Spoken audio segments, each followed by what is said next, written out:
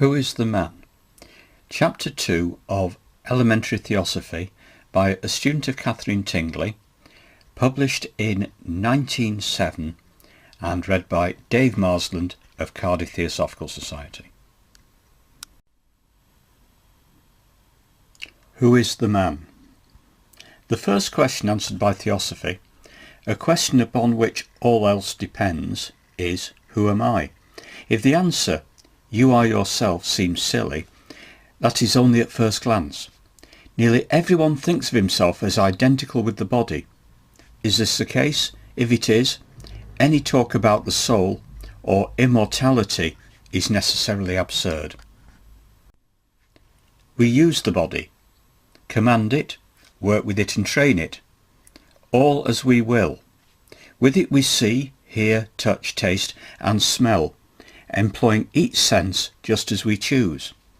It is obviously an instrument at our disposal, a wonderfully complicated tool. Can it then be the man?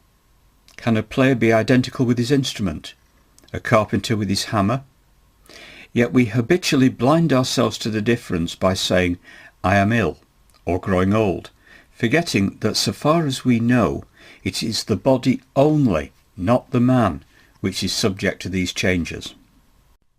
If then the man, the soul, is not identical with the body, it will be natural to ask what becomes of him when, as we say, he is unconscious, or asleep, or dead, when in old age his memory is gone, his mind childish once more, his limbs stiff or paralysed.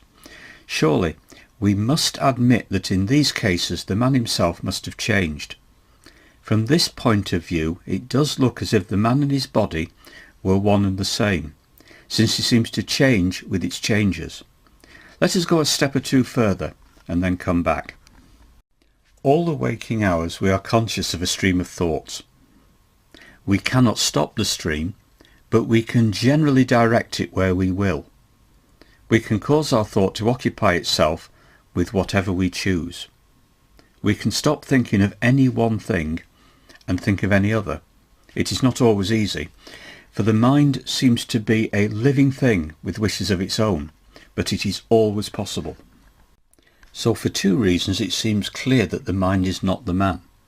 First, because, like a restive horse, it often opposes the wishes of its owner, and secondly, because the man can, if he uses will enough, turn it where he will as a carpenter turns a chisel.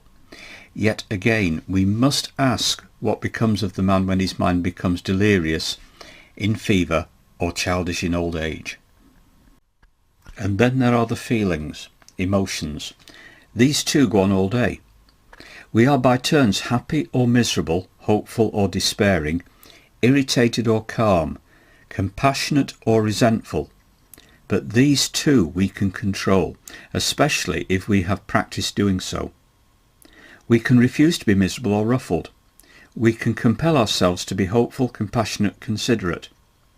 Feelings also have a life and persistency of their own and may object to being controlled, but as with practice we can do it, it seems that they also cannot be the man. Having thus noted that the mind and emotions are, or ought to be, both under the control of the soul, through his will, we note next that there is a limit to this control. Both need a healthy body for their perfect health, and if the body is fevered or very old, mind and feeling are likely to be dim and feeble, or even quite distorted, despite every effort of the will. We have no warrant for saying that the man necessarily varies with variations in his body, but we must say that to a very great extent the mind and emotions do. So far as they do not, it is because they are sustained and guided by the will. This leads to the next point. However ill or old the body may be, however unresponsive to the man's will, and however dimmed may be the mind and feelings, the will itself and the man who uses it may be quite unchanged. We sometimes see that up to the very moment of death, the man may be using his will in its full strength. The results may be small, The stiffening lips may refuse to utter more than a few words, perhaps of love and encouragement to those about, but it is evident that whatever else is dying, the man and his will are not. Even at the very moment of death, the I may still be speaking its message.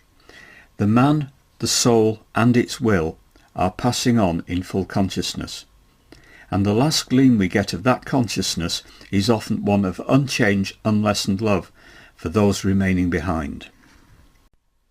So we have arrived at some answer to our question, what or who am I? Let us call I the soul, and read our answer thus.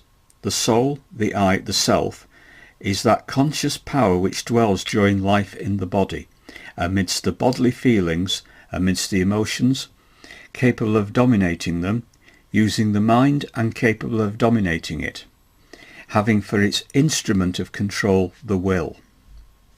So far as we can see, neither the soul nor its will, nor its degree of love for those it leaves behind, are necessarily affected by illness or by death.